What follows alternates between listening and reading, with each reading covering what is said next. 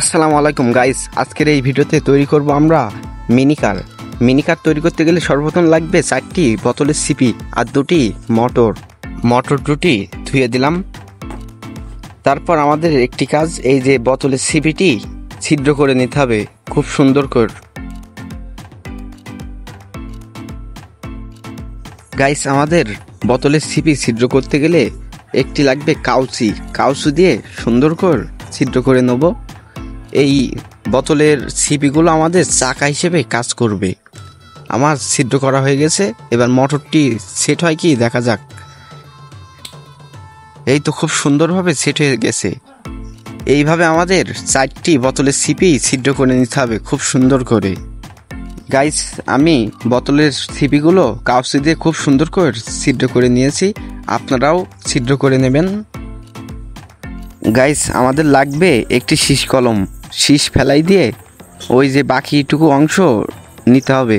নেওয়ার পর একটি সুন্দর করে কাঠি ওর ভিতর সেট করতে হবে, যাতে চাকা ফিট করলে ওটা খুব সহজেই ঘোরে। আমরা এবার চাকা ফিট করে নেব। এই দেখুন গাইস, আমাদের চাকা সেট করা হয়ে গেছে।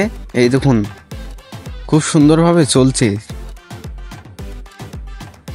গাইস, এবার আমাদের বোতলের সিপিটি মোটরের সাথে সেট করে দেখতে হবে কীরকম হয়।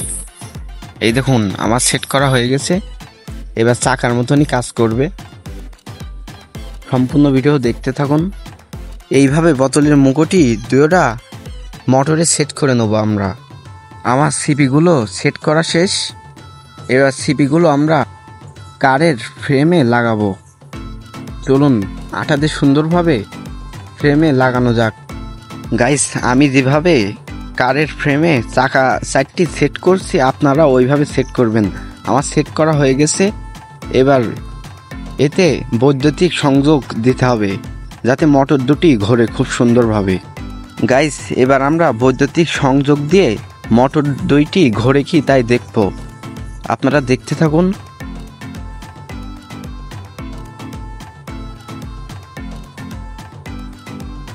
গাইস, দেখছেন মোটর দুটি বলে খুব সুন্দরভাবে ঘষছে, চাকা দুটি খুব স্পিডে ঘষছে।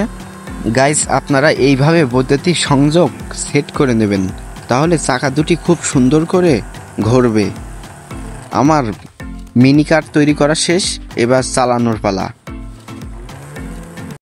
গাইস, এবার আমরা মিনিকারটি চালিয়ে দেখব কিরকম চলে। আপনারা সম্পূর্ণ ভিডিও দেখতে থাকুন। এই দেখেন আমাদের মিনিকারটি খুব সুন্দরভাবে চলছে। ভিডিওটি ভালো লাগলে চ্যানেলটি সাবস্ক্রাইব করে পাশে থাকবেন, আর ফেসবুক পেজ থেকে দেখে থাকলে চ্যানেলটি ফলো করবেন এবং ভিডিওটি শেয়ার করবেন প্লিজ।